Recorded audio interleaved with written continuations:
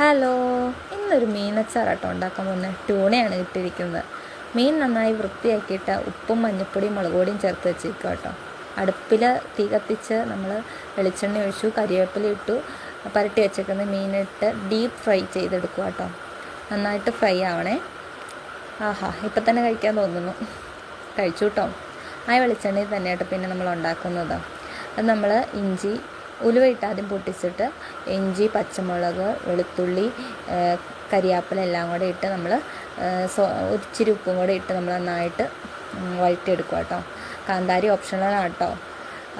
അപ്പോൾ നമ്മളിതെന്താ എങ്ങനെയാണ് മൂത്തോ അല്ലെങ്കിൽ പാകമാണെന്ന് അറിയുന്നത് ഇപ്പം ഇങ്ങനെ പതഞ്ഞുകൊണ്ടിരിക്കുന്നില്ലേ? ആ പതഞ്ഞുകൊണ്ടിരിക്കുന്നത് കുറഞ്ഞ് കഴിയുമ്പോൾ അതായത് ഇപ്പോൾ കണ്ടില്ലേ പതയുന്നില്ല, അപ്പം അതാണ് നമ്മൾ പാകം എത്തിയെന്ന് അറിയുന്നത് കേട്ടോ. അപ്പം നമ്മുടെ കാശ്മീരി പൗഡർ, സാധാ മുളക് പൊടി ഇട്ടിട്ടുണ്ട് കേട്ടോ. അപ്പം മഞ്ഞൾപ്പൊടി എല്ലാം കൂടി ഇട്ട് ഇച്ചിരി ചൂടുവെള്ളം കൂടി ഒഴിച്ചിട്ട് നമ്മളത് സെറ്റാക്കി എടുക്കാം കേട്ടോ. അതിന് ശേഷം നമ്മൾ തയ്യാറാക്കി വെച്ചിരിക്കുന്നത് നമ്മുടെ മീനിട്ടിട്ട് ആവശ്യത്തിന് വിനാഗിരി ഇട്ട് നന്നായിട്ട് മിക്സ് ചെയ്ത് ഉപ്പൊക്കെ നോക്കി എടുക്കാം കേട്ടോ. കുട്ടികളോട്ട് ടേസ്റ്റ് നോക്കുകയാണ് കേട്ടോ. അടിപൊളി രുചിയായിരുന്നു.